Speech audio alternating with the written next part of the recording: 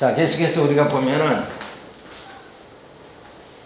11장에 들어가서 신구약 성경의 차이점입니다. 칼빈은 신구약 성경의 차이점을 논증함에 있어서 성경의 통일성이 손상되어서는 안 되며 차이가 있다면 본질의 문제가 아니라 시행 방식에 있으며 약속의 토대가 그리스도라는 입장에서는 변화가 없음을 분명히 하고 있다. 그러니까 신구약의 차이가 없는 거예요, 사실.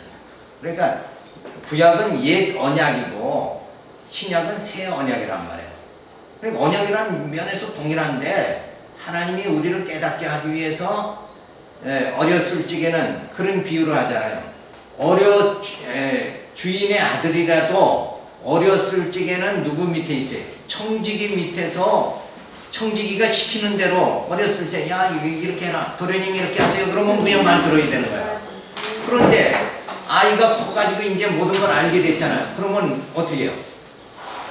그 청지기를 노인네 청지기를 부린단 말이야. 이게 부리는 단계가 된다. 그러니까 이 구약과 신약의 차이는 바로 그거예요. 구약은 우리가 어렸을 때 영적으로 어렸을 때 우리 육체를 죄 가운데 빠지지 않도록 청지기 노릇을 하게 만드는 거고, 복음은 뭐예요? 복음은 예수님이 오셔서 우리에게 생명의 역사를 주시는 거다. 이게 속사람이 완전히 변화되고 신의 성품에 이르게 되어지는 거. 그러니까 목회의 핵심이 뭐냐? 내게 붙여진 양떼가 신의 성품에 이르게 만드는 그걸 목표로 해야 되는 거예요. 그냥 뭐 출석하세요, 뭐 하세요 이렇게 명령으로 끝나서는 안 되는 거예요. 그거는 이게 율법과 복음, 구약과 신약의 차이 정도란 말이에요. 그게 그죠? 출석하라 하는 거는 구약 정도로 신앙생활이고, 진짜 속사람이 변화되도록 말씀을 깨닫게 해서 변화되고 기쁨이 주어지고 막 영적 생활이 주어지도록 하나님 경외하는 이런 마음이 어디서부터 우리 심령 속에서부터 나타날 수 있도록 이렇게 만드는 것이 바로 신약이란 말이에요. 자, 그런 면에서 유사하다. 축복의 의미에 대한 차이점. 아브라함의 후손이 생육하고 번성하여 큰 민족이 형성되는 현세적 복을 통하여 자, 이거죠. 생육하고 번성해라. 이스라엘 백성을 중심으로 하는 건 육체가 번성하고 육체에 가서 거할 땅을, 가나안 땅을 얻게 만들고 다윗의 통치를 받아서 그저 육체가 편안하게 어디 뭐 노예 생활 안 하고 이렇게 사는 걸 말하잖아요. 그런데 그게 아니라 이제는 그게 아니라 육체가 아니라 뭐예요? 우리 영이지. 우리 영이 천국에 들어가고 정말 그리스도의 그 영원한 나라에 들어가서 평강을 누리면서 살 수 있게, 그리고 완전히 바뀌어지는 거다. 그래서 이 땅에 세워지고, 그저 하나님 나라인 교회가 이 땅에 세워지고, 자녀들을 말씀으로 양육무장 투쟁 승리하게 하여 신령한 몸을 입고 영생의 복을 받게 하시는 섭리의 차이가 모형적 사건을 통해서 실제로 맛보게 하심으로 나타난다. 그러니까 아브라함을 통해서 육체의 복, 여기는 뭐예요? 영적 복을 주시는 거다.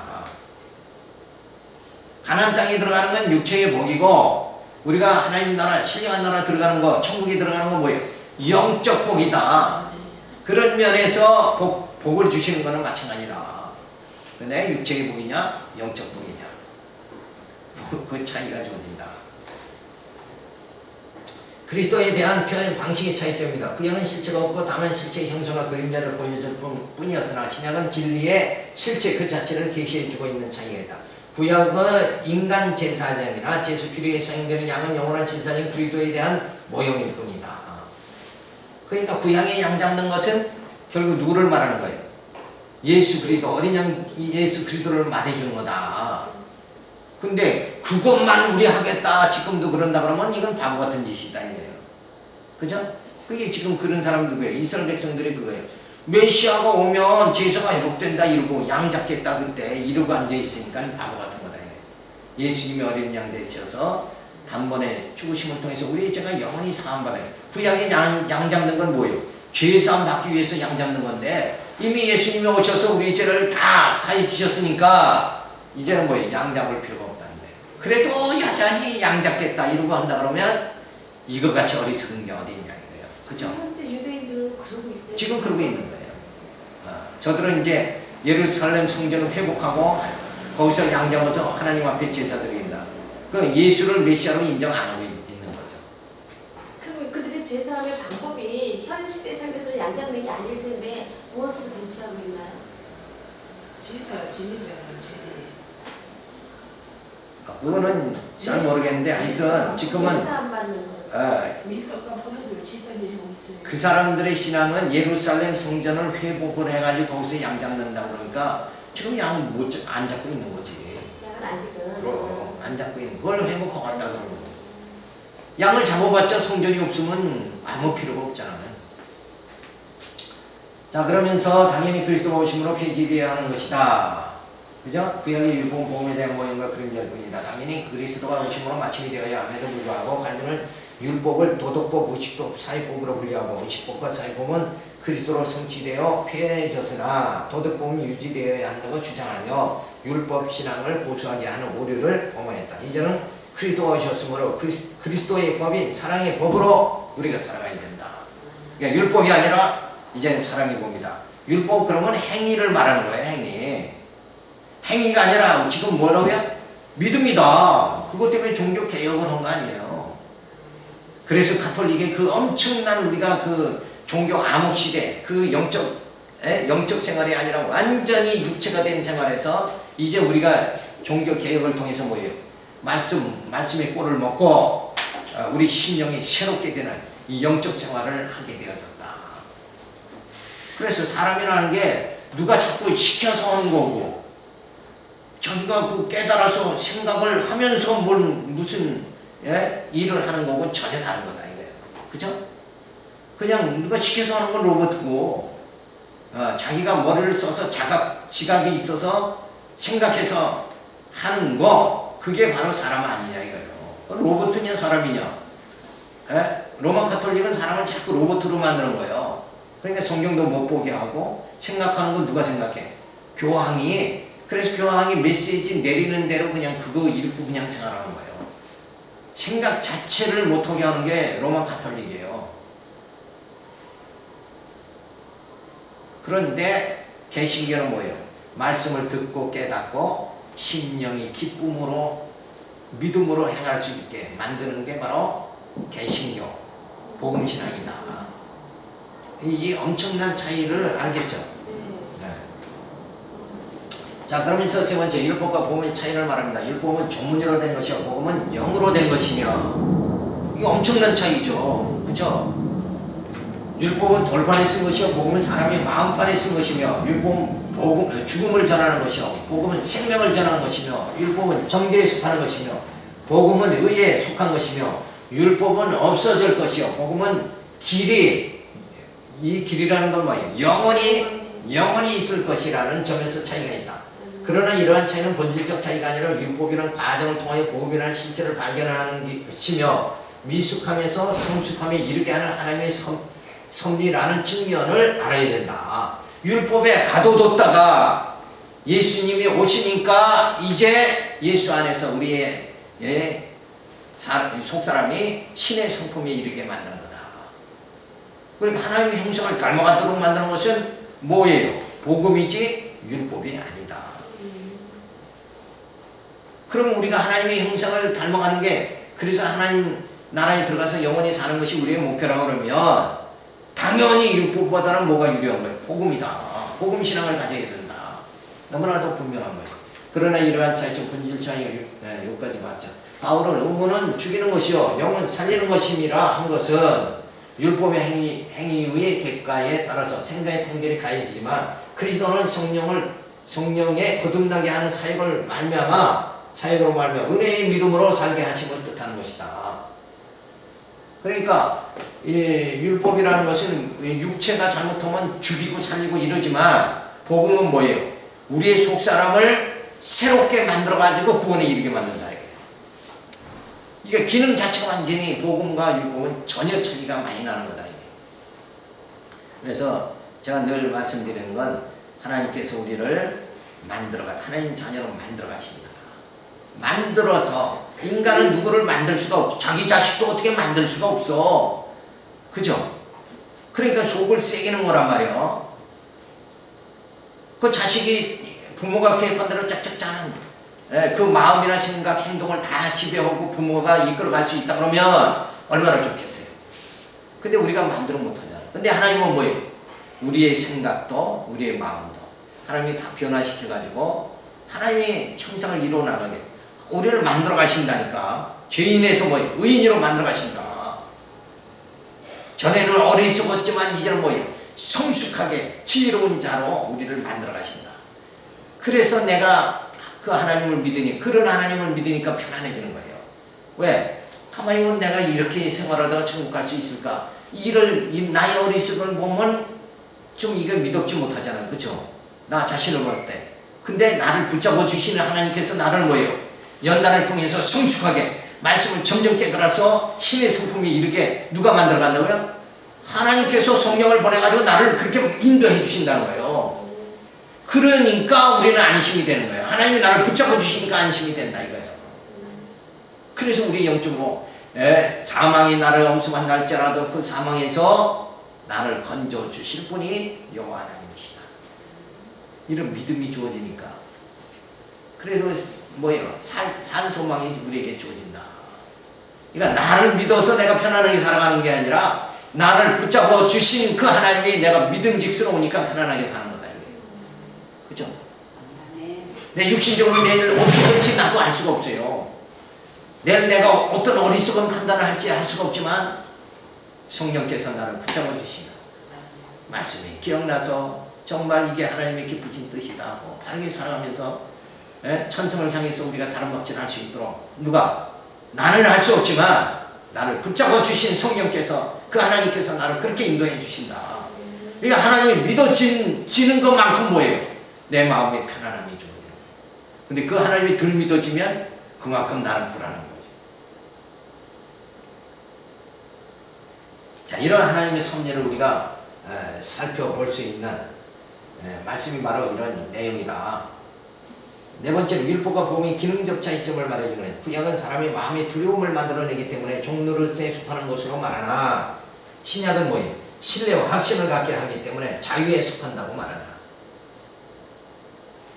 그러니까 구약은 늘 얽매이게 하는, 율법은 나를 얽매이게 하는 거예요. 야, 이렇게 죄 짓다가 멸망당했구나. 그러니까 그런 관계를 뭐라 그래요? 내가 이렇게 욕심으로 살다가 죄범하고 멸망당하겠구나. 이런 공포와 감에 사로잡혀 살아가는 것을 뭐라 그래요? 세 글자로. 세 글자로. 죄의식이라는 거예요. 그렇죠? 내가 이렇게 살다가 이 진짜 죽겠구나. 이런 율법을 생각하면 그냥 이런 공포감이 주어지죠. 그게 바로 죄의식이라고 말해요. 그래서 우리는 복음 안에서 뭐예요? 그 죄의식에서 완전히 벗어나서 자유함을 받게 되어지. 여기서 자유라는 건 뭐예요? 죄에서 자유합니다. 죄의식에서 우리는 자유함을 받게 되어졌다. 구약은 양심의 두려움과 떨림에 빠지게 하라. 신약은 은혜로 말미암아 양심이 해방되어 기쁨을 누리게 한다. 자, 이런 모든 역사, 여기서 기쁨이라는 게 뭐예요? 내가 나를 보면 기쁨이, 내가 믿음직스러우지 못하잖아. 나 자신을 봐도. 그런데 나를 붙잡아 주시니까. 성령께서 나를 이끌어 주시니까. 그죠? 그러니까 기쁨이 주어지는 거예요. 성령께서 나를 어디로 이끌어? 죄 가운데로 이끄는 게 아니라 진짜 영원한 하나님 나라로 나를 이끌어 주신다. 이게. 그래서 성령께서 너를 말씀을 깨닫게 하고 나를 자꾸 포기시키게 만들고 그렇게 해서 주님만 의지하면서 그 하나님의 뜻이 이 땅에 이루어지기를 그의 나라와 그의 의를 구하며 그것이 그의 뜻이 뭐예요? 나 같은 어리석은 자, 택한 자, 어리석은 자를 이제 말씀을 성령으로 말씀을 깨닫게 해서 우리의 속사람을 새롭게 신의 성품이 이루게 해서 구원하시는 거예요. 그리고 하나님은 전부 만들어가시는 거야. 창조하시는 하나님이다. 무에서 유를 창조하시는 하나님이다. 하나님은 창조주 하나님이시다. 나를 어리석은 나를 정말 지혜롭고 성숙한 나로 만들어 가신다. 이걸 생각하면은 그 하나님이 믿음직스러워진다. 그러니까 이 불안한 세상에 편안하게 예수 믿고 살아갈 수 있는 거지. 진짜 뭘 믿을 게 뭐가 있어요? 아무것도 없잖아. 그죠? 건강도 믿을 수가 없고 그죠? 아무것도 믿을 수가 없어요. 그런데 하나님이 나를 붙잡아 주신다. 그게 바로 복음의 기쁨이다.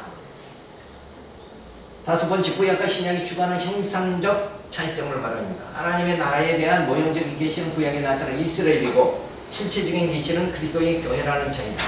아담에게 주신 3대 축복은 땅에 속한 것이었으나 그리스도를 통하여 하늘에 속한 복으로 나타난다.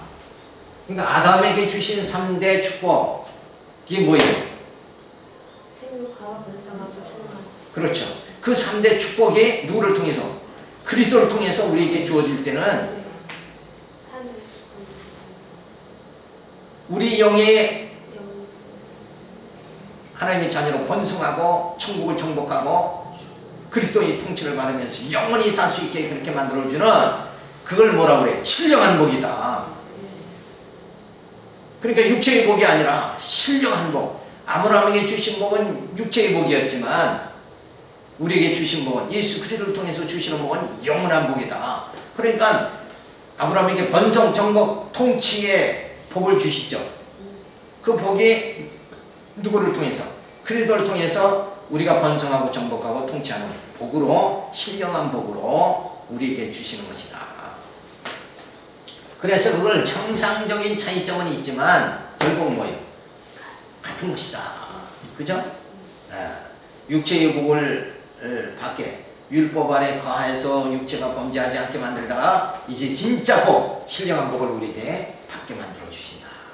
그러기 위해서 진짜 그런 시가 있잖아요.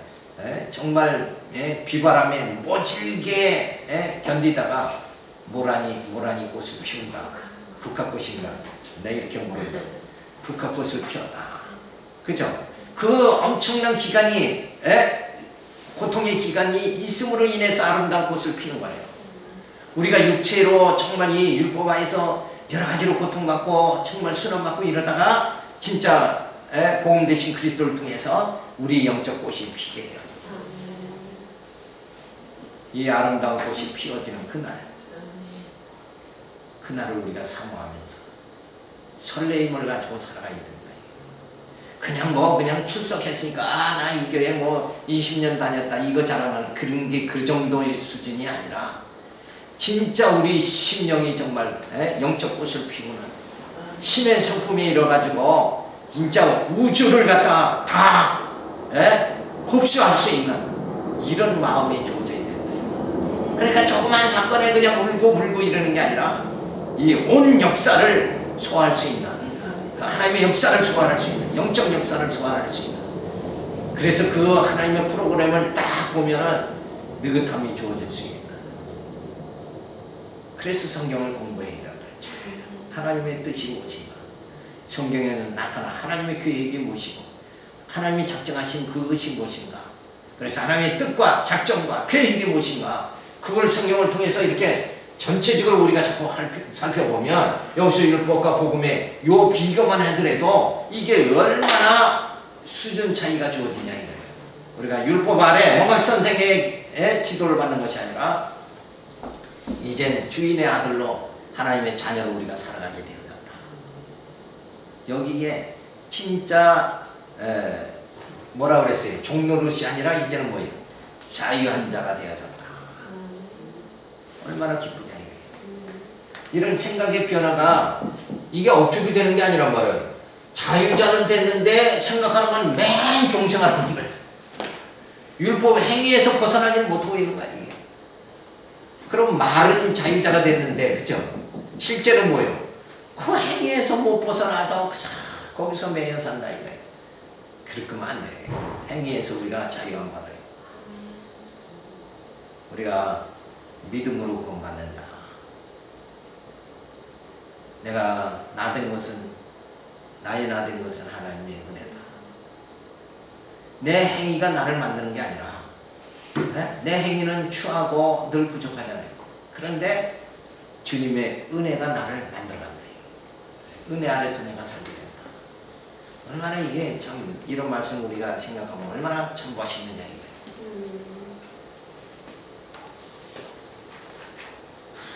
그래서 언약, 아브라함에게 언약을 하죠. 번성의 언약. 그래 애굽에서 번성, 정복, 가나안에서 통치, 다윗왕. 이게 지상나라다. 이건 뭐예요? 모형과 그림자에 불과하다. 그러니까 예수 그리스도가 오셔서 교회를 세우고 번성하고 그래서 어떻게 번성하게만 말씀으로 양육하고 무장하고 투쟁하고 승리하게 그렇게 만들어서 우리의 죄의 근성을 뭐예요? 내 안에서 다 소멸시켜 주시는 역사를 통해서 하나님의 자녀로 우리를 만들어 가신다. 이걸 잊지 말아야 돼. 나를 하나님의 자녀, 내가 하나님 자녀 되는 게 아니라 하나님이 나를 하나님 자녀 되게 하신다. 다른 말로 하면 하나님이 하게 하신다. 예정한 대로 영화롭게 해주신다. 이게 예정 교리예요. 딴 게 아니에요. 근데 예정하고 그냥 뭐 그럼 난도 붙으냐 이러고 대항하는데 그게 아니라 인간의 아무리 뛰어봤자 하나님 손바닥 안에 있잖아요. 하나님이 예정하신 대로 역사는 흘러가는 거예요. 늙고 쇠하는 게 그 하나님 정하신 뜻대로 되는 거지. 내가 아무리 늙지 않으려고 그냥 하나님 나와봐라 하고 소리 쳐봤자 내가 이 세상에 늙지 않고 병들지 않는 사람이 어디 있냐 이거예요. 그건 인간은 거역할 수 없는 거란 말이에요. 그죠? 그런 선 작정 안에 이루어지지만 하나님이 우리의 겉사람 이 장막집을 벗고 새 몸을 입게 만들어 주신다. 그러니까 겉옷을 벗어야 새 옷을 입지. 아멘. 이게 당연한 건데 이걸 당연한 거라고 우리는 받아들일 수 있는 그 믿음이 아직 부족하다는 거예요. 그죠? 그저 육신이 잘 돼야지. 뭐 해야지. 이 생각만 하지. 이거 벗어버릴 거니까 초연해야 된다. 부자로 살게 하시든 가난하게 살게 하시든 그거 벗어버릴 거니까 그죠? 거기다 마음 두지 말고 오늘 내게 주신 거 족한 줄 알고 내가 주를 위해서 어떻게 살까? 그 하나님이 나를 정말 영원한 생명을 주신 그 신령한 복을 내게 주셨다는 그것만 생각하면 너무나도 감사해서 내가 주를 위해서 무엇을 할까? 이러고 살아가야 되는데 교회 다니면서 육신적인 복만 생각하고 산다. 이 삶의 질이 달라지는 거다 이게. 그죠? 이 생각 자체가 다르잖아요. 돈 노년을 편안하게 살까?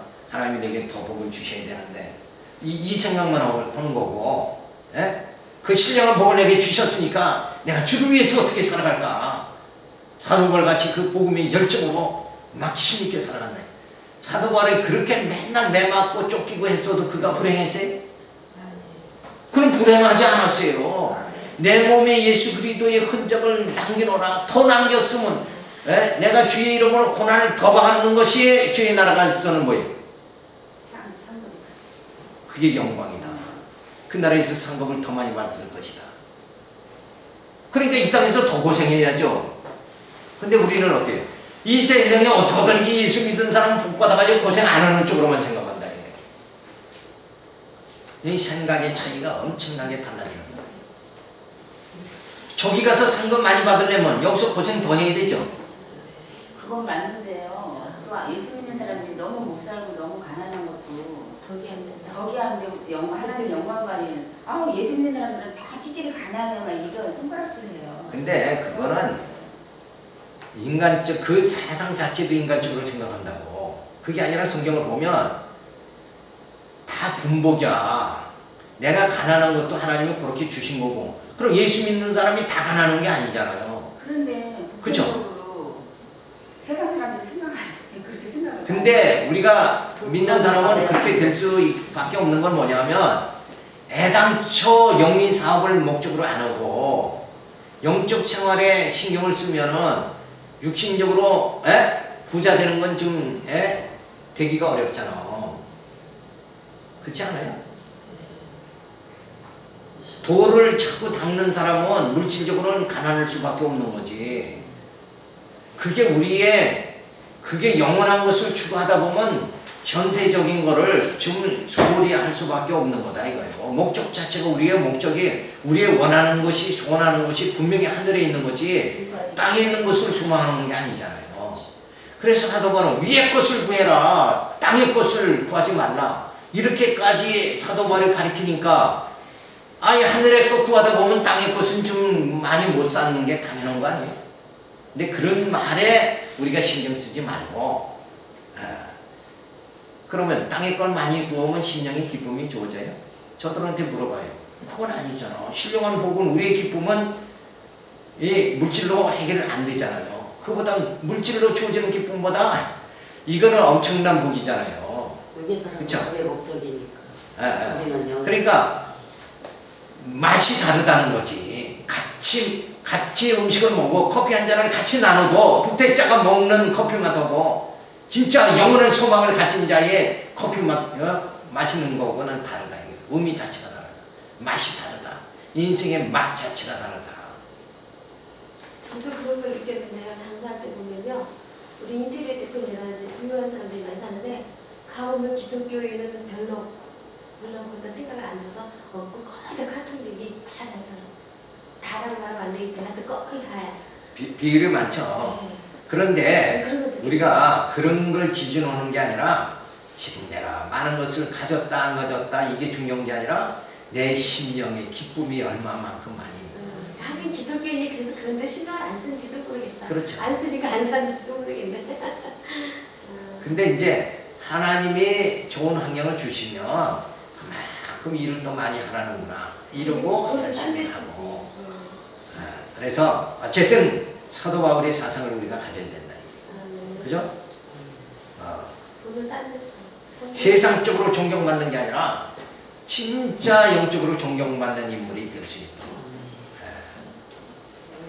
물질은 많으나 인색한 것보다 물질이 적어도 사랑이 넘치는 게 더 낫지 않겠느냐. 이런 마음으로 우리가 이 모든 것을 뭐예요? 영적으로 해석을 하자. 거기에 가치를 두자. 그렇게 해서 기준을 우리가 삼으면 그런 일에 뭐 조금 뭐 이렇게 저거 할 필요는 없죠. 그러나 하나님이 이 땅에서 일할 수 있도록 많은 여건 주셨는데 그래 또 일을 막 하잖아. 힘있게 일하죠. 그죠? 그래서 뭐 부하게도 마시고 너무 가난하게도 마시고 이런 기도를 하라고 그랬잖아요. 성경에도 나오죠. 나를 너무 가난하게도 마시고 나를 너무 또 부하면 어떻게 돼요? 또 쾌락에 또 빠지기 쉽단 말이에요. 하나님 멀리하기 쉬워요. 그러니까 너무 부하지도 마시고 이렇게 적당한 하나님 은혜를 주신다. 이렇게 생각을 해야죠. 자, 그러면서 교회를 통해서 천국을 정복하게 만들어 주시죠. 그리고 만왕의 왕 예수 그리스도의 통치를 받게 만들어 주신다. 자, 이것은 과연 뭐냐? 하나님의 나라. 우리가 지상나라의 육체는 지상나라의 몸을 담고 있지만은 결국은 뭐래요? 영적으로는 뭐예요? 하나님 나라 들어가는 게 우리의 소원이고 우리의 꿈이다. 그래서 이 지상나라는 하나님께서 이 지상나라를 누구의 힘으로? 하나님의 능력으로 세워주신다. 그걸 보니까 너희는 뭐예요? 이 하나님의 나라, 이 나라도 누가 세워준다? 하나님께서 능히 세워주신다. 그걸 믿고 조금도 동요하지 말고 세상을 보고 부러워하지 말고 세상 사람들 보고 나도 저렇게 되겠다 하고 세속주의로 빠지지 말고 우리가 영적으로는 늘 하나님이 주신 것 족한 줄 알고 그리고 하나님의 은혜가 넘치게 하나님 하늘의 것을 주실 줄 믿습니다. 이러고 살아갈 수 있는 그 기본 사상 요건을 우리가 변하지 말아야 된다. 주신 것 족한 줄 알라는 건 뭐예요? 세상 것에 너무 욕심내지 말라는 거고 그죠? 그러나 주실 줄 믿습니다. 내가 어리석은 많고 하나님의 사랑이 내게 넘쳐서 내가 명예 천국에 이를 때까지 하나님 그 자비하심으로 나를 지켜주시고 인도해 주시옵소서. 그래서 하나님의 자비하심과 하나님의 풍성한 그 사랑이 내게 넘치기를 원합니다. 이러고 그 하나님의 사랑만 내게 넘치면 뭐예요? 내 심령에 기쁨이 주어지고 편안함이 주어지지 않냐. 자, 이런 영적 생활이 주어지도록 그래서 이렇게 커다란 이게 구약의 얘기가 다 이 얘기죠 지금. 이거 이스라엘 백성을 통해서 세워지는 나라 이 얘기가 구약이에요. 신약은 뭐예요? 예수 그리스도를 통해서 신령한 나라가 세워지는 이 얘기가 바로 신약이다. 그렇다고 보면 구약과 신약이 충돌되는 게 아니라 구약을 통해서 이런 나라가 이루어진다는 걸 뭘 주는 거예요? 믿음을 주는 거다. 믿음. 확실한 믿음을 주시기 위해서 지상나라 하나님께 능력으로 세워가는 걸 보면서 이 나라도 너희가 저 나라 세우는 걸 보니까 이 나라 세우는 것도 누구의 능력으로? 하나님의 능력으로 세워진다. 그러니까 편안하라. 강하고 담대해라. 아직은 이루어지지 않았지만 여호수아에게 강하고 담대하라. 우리의 신앙은 뭐예요? 강하고 담대한 신앙을 가져야 된다. 이래서 이 하나님의 정말 이렇게 간단하지만 뭐예요? 신구약을 이거 다 정리한 거란 말이에요. 그죠?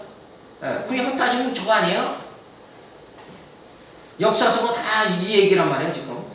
그런 하나님을, 이렇게 해주신 하나님을 찬양하는 게 시편, 잠언, 여기가 전부 시가서. 그리고 앞으로 이제 이런 나라도 이루어질 것이다 하고 예언하는 게 예언서라고.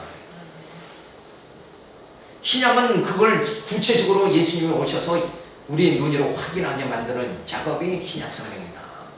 그러니까 이렇게 신구약 성경을 전체적으로 볼 수 있는 눈을 자꾸 가져야 우리에게 소망이 넘친단 말이에요. 그러니까 부분을 보면 야 이거 뭐 어떻게 하나님의 능력이 뭔가 부분적으로는 참 알기 어려워도 이렇게 전체적으로 보면 이건 진짜 인간의 지혜로 되어지는 것이 아니고 인간의 능력으로 되어지는 것이 아니고 진짜 하나님의 능력, 하늘의 지혜로 이게 이루어지는 것이다. 이걸 이루기 위해서 누구를? 예수 그리스도를 보내서 죽었던 우리를 살려가지고 하나님 나라의 백성 지금 삼아가는 거다. 그리고 지금도 나를 그 나라의 백성으로 만들어 가신다. 성숙하게, 미숙한 나를 성숙하게 지금 만들어 가신다. 그 하나님은 살아계신 분이고 나와 함께 해주시는 분이다. 이렇게 말씀 속에서 하나님의 살아계심을 자꾸 우리가 확인해 나가야 된다. 그렇지 않으면 그냥 눈으로 보는 이 세상만 보면은 야 진짜 하나님이 신이 죽었는가? 일체가 말하는데 흔들린다 이거예요. 그래서 기독교인이 자꾸 흔들리게 만드는 거예요. 그러니까 이런 니체도 이런 하나님의 섭리를 이런 도형을 통해서 진짜 확실히 깨달았다 그러면 감히 하나님이 죽었다 하는 얘기가 신은 죽었다 하는 얘기가 나올 수 있어요 없어요? 없는 거지. 왜냐? 이거 지금 계속 이루어가고 있잖아. 역사는 지금 진행이 되고 있단 말이에요. 천국은 지금 가까이 왔느니라, 예수님 오실 때 가까이 왔느니라 하고 그 나라 백성을 우리를 거듭나게 하고 성령으로 인도함을 받아가지고 하나님 백성 지금 만들어가고 있잖아요. 하나님 백성이 만들어지면 그 나라를 정복하게 하실 것이고 그 나라에서 주님의 통치를 받게 해주신다. 자, 이 하나님 백성이 지금 만들어지지 않았다 그러면 예수님이 왕관이 있지 백성이 없으면 통치를 어떻게 하느냐 이거예요. 구색을 갖춰야 될 거 아니야 진짜. 그쵸? 왕만 있지 땅이나 백성이 없으면 어떻게 그 나라를 통치하냐 이거예요. 왕만 혼자서 통치할 수는 없잖아요. 그러니까 지금 하나님 백성을 우리를 말씀을 깨닫게 해서 하나님 백성을 육신의 정령을 쳐서 소멸시키면서 하나님 나라의 백성, 거룩한 백성을 우리로 하여금 만들어 가시는 하나님의 섭리. 이것이 너무나도 성경을 보고 이 역사를 보니까 너무나도 분명하니까 하나님은 살아계신 분이고 하나님은 나와 함께 해주시는 분이다. 하나님은 다윗과 같이 내 편이시다. 이런 믿음이 주어진다. 이런 전체적인 사역을 바라보지 못하고 그냥 늘 그 부분만 이렇게 보고 있으면 이게 뭔지를 알 수가 없어. 그냥 그러다 보니까 자꾸 출석하면 내가 신앙생활 다 한 것 같이 생각한다. 그게 아니라 이런 하나님의 섭리를 깨달으면 그냥 마음이 뜨거워지고 정말 하나님의 은혜가 너무나도 감사하고 그래서 내 육신의 탐욕을 부릴 새가 없고 진짜 그 하나님의 뜻이 그의 나라와 그의 의가 이루어지기를 소원하고 그렇게 살아갈 수 있는 심령이 되어집니다. 그래서 늘 전체를 봐야 된다는 거예요. 부분을 보지 말고 전체를 볼 수 있는 시야, 그런 영적 눈이 떠 있어야 된다. 그래서 구약과 신약의 차이점이 뭐냐? 율법은 형식에 있어서 문자적이고 복음은 뭐예요? 영적인 것이다. 그 다음에 기록으로 봤을 때 율법은 돌부의 생이고 복음은 마음의 생이는 거다. 율법은 결과에 보면 죽음을 초래하고 복음은 뭐예요? 생명을 얻게 한다. 그리고 적용에 있어서는 율법은 정죄함을 정죄하는 것이고 복음은 뭐예요? 완전히 하나님의 자녀다. 의롭다. 칭의 받게 해주신다. 그리고 율법의 시효는 결국 일시적인 것이다. 누구 올 때까지? 예수님이 오실 때까지죠. 그리고 복음은 영원한 복음이다. 이 복음을 통해서 우리가 영원한 생명을 얻게 되어진다. 이 복음은 영원한 하나님의 약속이다. 하나님의 언약이다. 이렇게 우리가 볼 수 있죠. 그 다음에 쇼는 건 뭐냐? 율법은 마음을 새롭게 하지 못한다. 근데 대신 무슨 말이에요? 마음을 새롭게 못하지만 뭐는 새롭게 해요? 육체는 새롭게 한다. 육체가 범죄에 빠지지 않게 만드니까 새롭게 한다. 이런 의미란 말이에요. 자, 그러면 복음은 뭐예요? 마음을 새롭게 하는 거다. 그러니까 사도 바울이 나는 나의 속사람이 날로 새로워진다. 이 고백이 우리 성도들에게 주어져야 된다. 근데 맨날 보는 거에 매여가지고 누가 높아지느냐, 누가 우정승하느냐, 자정승하느냐, 당신 이번 구역 활동을 잘했고 못했고 막 이런 그 외형적인 거에서 자꾸 빠진다 이거예요. 그게 아니라 신앙생활은 뭐예요? 속사람이 날로 새로워지는 게 신앙생활이다. 예수 그리스도 안에서 새로운 피조물이 되어지는 거, 이게 진짜 영적 사람이다. 그러면 육체의 모든 것의 행위에서 뭐예요? 벗어나야죠. 행위가 아니라 뭐라 그랬어요? 믿음이다. 이렇게 살아가야 된다. 믿음은 영적 생활이고 행위는 뭐예요? 육체의 생활이다. 그럼 육체의 생활에서 벗어나야 될 거 아니냐 이거예요. 그러니까 누가 칭찬하면 기뻐하고 좋아하고 이런 데서 벗어나야 된다.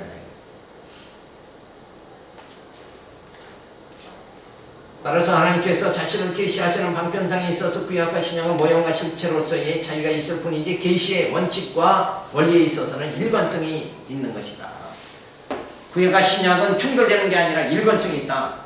옛 언약의 사명이 있고 새 언약의 사명이 따로 있는 것이다. 그죠? 아내의 사명이 따로 있고 남편의 사명이 따로 있다. 남편과 아내는 종과 주인의 관계가 아니다. 복종 관계가 아니다. 이건 역할이 다른 그런 관계다. 이걸 생각을 해서 해야 되는데 남편은 하늘이고 이렇게 나가면 이게 골치 아파지는 거다. 그렇죠? 여자는 매일 평생을 종생을 해야 되고 이게 아니라 하나님의 아름다운 한 가정을 세우기 위해서 부부는 일심동체라고 그러죠. 한 몸이죠. 그러니까 뭐가 한 몸이니까 하나를 무시하고 하나는 귀하고 이런 의미 자체가 아니다. 자, 그런 면에서 봤을 적에 마찬가지로 율법과 복음은 그렇다고 해서 율법은 막 증오하고 그런 게 아니라 율법이 몽학 선생이 어렸을 때 율법의 지도를 받아요. 우리가 신앙이 없을 때는 율법에 의해서 범죄하지 않도록 내 행위에 죄를 짓지 않도록 이렇게 율법 사상이 있어야 되고 내가 영적으로 점점 성숙해지면 그 율법이 필요 없이 정말 내 심령이 새롭게 되어지니까 범죄와 관계없이 하나님의 뜻대로 살아갈 수 있는 능력이 주어지게 되어진다. 그러니까 이건 충돌이 아니라 뭐예요? 보충관계다 이렇게 보면 돼요.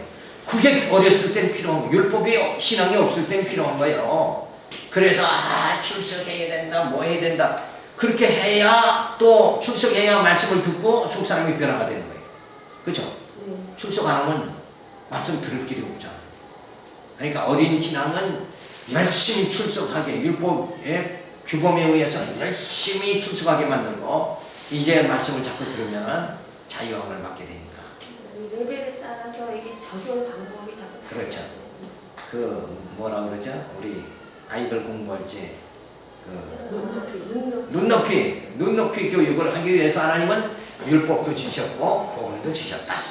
아주 적절한 표현이에요. 그죠? 이건 뭐 하나를 무시하고 하나를 뭐 해라 이런 양자 선택이 아니라 그죠? 흑백 논리가 아니라 눈높이라는 거예요.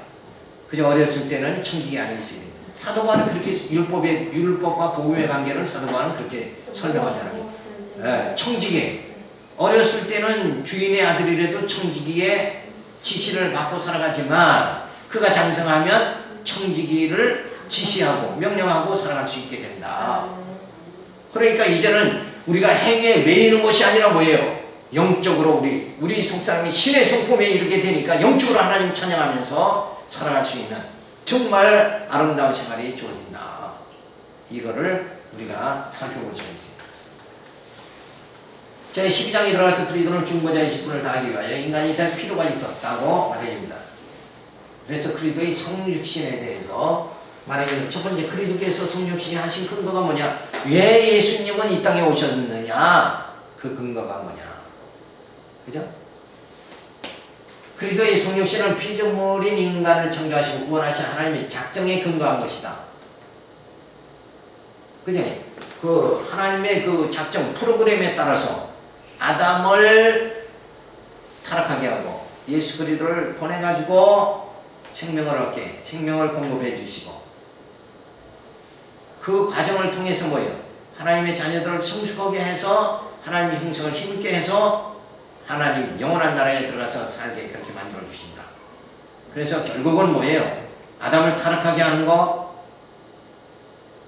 그거는 병 주는 거다. 병 주는 거죠. 근데 예수 그리스도를 타락하게 하면 그냥 끝내버려야 되잖아. 근데 예수 그리스도를 보내가지고 구속해줘요. 살려주신다. 그 약 주는 거 아니냐. 하나님은 병 주기도 하고 약 주기도 하고 그런 역사가 성경에 그냥 가득 찼단 말이에요. 왜? 이스라엘 백성들이 범죄하면 뭐예요? 하나님 막 때리지만 다시 감싸주시고 왜? 바빌론의 포로로 잡혀가게 흩어버리지만 다시 거두어 주신다. 그게 하나님께서 뭐예요? 우리를 양육해 주시는 방법이다. 그죠? 방법이에요. 그런 과정을 통해서 우리는 어떻게 되는 거예요? 그 양육을 받으니까 우리 애가 성숙해진다. 야, 정말 내가 이게 탕자가 깨닫듯이 야, 이거 내가 이렇게 살다가 죽겠구나. 그거 깨달으니까 누구에게? 그리스도에게 향하게 되어진다. 인간은 뭐예요? 경험하지 않으면 알지를 못하죠. 깨닫지 못하는 게 인간이라. 그러니까 죽도록 고생 한번 해봐야 인생이 이렇게 참 만만치 않다. 이걸 깨닫고 부모의 은혜가 얼마나 귀한가. 그죠? 듣고 깨달으면은 고생이 없는데 지가 해보고 깨달으니까 고생이 거지. 그렇지, 고생이요. 그러니까 지혜가 어디 있느냐? 한 바퀴 돌지 말고 얼른 뭘 보고 깨닫는 거예요. 성경을 보고 이렇게 살다 이거 하나님한테 매매됐구나. 요거 깨닫고 아예 뭐예요? 깨닫고 그 짓을 하지 않는 거란 말이에요. 그죠? 그래서 내가 높은 것 같이 생각하고 목이 곧은 백성이 되지 말고 그냥 나의 나된 것은 주님의 은혜로다. 내가 오늘 이렇게 살게 해주신 것도 하나님의 은혜다. 이렇게 되는데 내가 예수 믿다 하나님 요렇게밖에 못 살게 하십니까? 이러고 반응하면은 요것도 꼴불견이 되는 거다 이거예요. 그죠? 그게 아니라 오늘 이렇게 살게 해주신 게 얼마나 감사하고 내가 육신적으로 많은 것을 가지지 못했다 할지라도 이 신령한 복을 내게 주신 걸 얼마나 생각하면 감사한가. 딴 사람은 다 죽기 위해서 살지만 나는 뭐예요? 살기 위해서 살게 만들어 주신 게 얼마나 감사하냐. 그죠? 그게 감사한 거예요. 딴 사람들은 세상 사람은 아무리 살아도 소망이 없는데 우리는 영원한 살 소망이 주어지지 않느냐. 그러면서도 우리가 이 땅에 주신 사명 감당하면서 주일 할 때 기쁨이 주어지잖아요.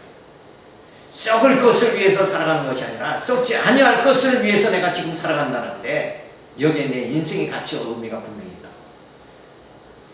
이 힘으로 우리가 살아가는 거예요. 그죠? 세상 사람은 쥐들의 아무리 깝죽대도 썩을 것을 위해서 살아가지 않는 거예요. 없어질 영광을 맛보면서 저들은 살아가지만 우리는 없어지지 아니할 영원한 그 영광을 맛보면서 살아간다. 그래서 주님이 계신 곳이 뭐예요? 천국이 되어진다. 두 번째로 그리스도께서 성육신 하신 목적이 뭐냐? 우리를 하나님의 자녀로 만들기 위하여 그리스도를 이 땅에 보내주신 것이다.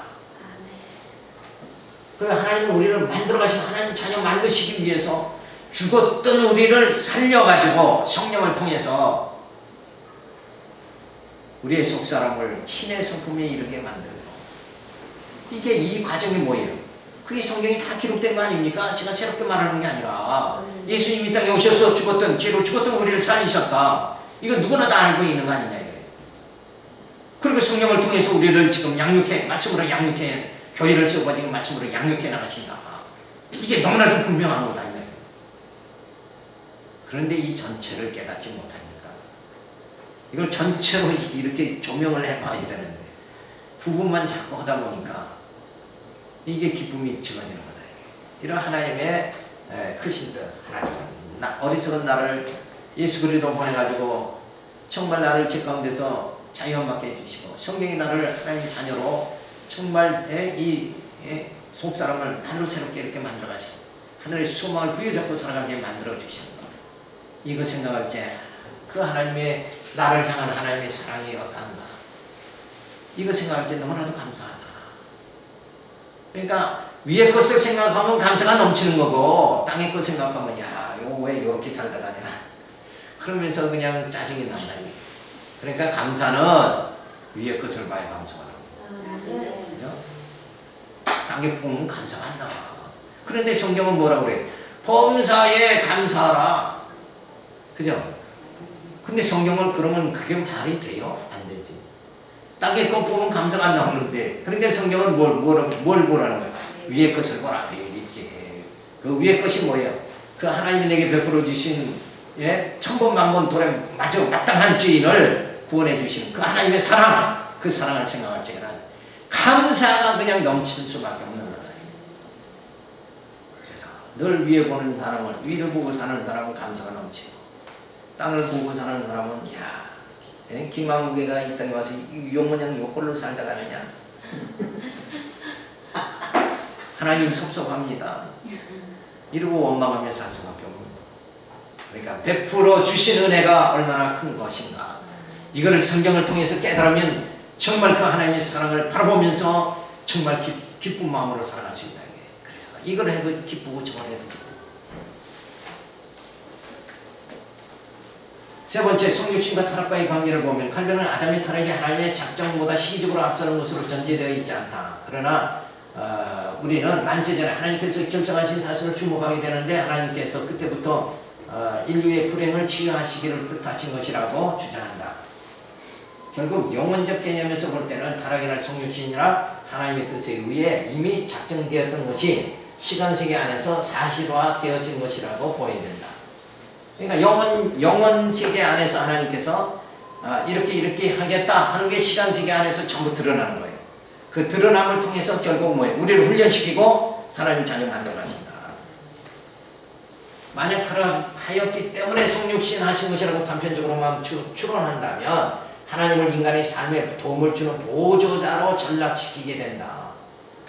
하나님의 작정과 절대 주권을 이해하지 못하면 하나님의 능력과 섭리의 범죄를 축소시킬 뿐 아니라 이 모든 것이 하나님의 영광을 계시하기 위한 것이라는 궁극적인 목적까지도 왜곡시키게 된다. 따라서 성육신을 작정론에 입각해서 본다면 단순히 구속사에게만 편중해서 해선 곤란한 것이다. 그러니까 성육신은 인간을 구원하기 위해서 이 땅에 예수님 보낸 거다. 요 작은 협소한 뜻으로만 생각하지 말고 그것도 물론이지만 인간을 구원함으로 인해서 결국 뭐예요? 당신 영광을 드러내시는 거다. 그러니까 뭐예요? 하나님 자신을 계시하시는 거다. 그래서 이 모든 역사, 이 땅의 모든 되어지는 역사는 하나님을 드러내는 거예요. 당신을 드러내서 그 여호와 하나님을 찬양하고 경외하고 섬기게 만드는 거다. 이게 역사 해석의 큰 뜻으로 해석하는 거다. 좁게 해석하면 예수님이 성육신 하신 건 죄인을 구원하시려고 예수님이 이 땅에 오셨다. 이런 거를 작게 생각하는 거고 그렇게 하심으로 인해서 뭐예요? 하나님의 영광이 드러난다. 그런 모든 역사가 하나님의 계시적 차원에서 주어진다. 이렇게 보는 건 뭐예요? 크게 큰 의미로 해석하는 거다. 그럼 우리가 어떤 게 바람직해? 큰 의미로 해석하는 게 더 좋다. 그죠? 그런 의미. 자, 그러면서 네 번째 주어지는데 47번은 다음 시간에 하면서 예배에서 들어가도록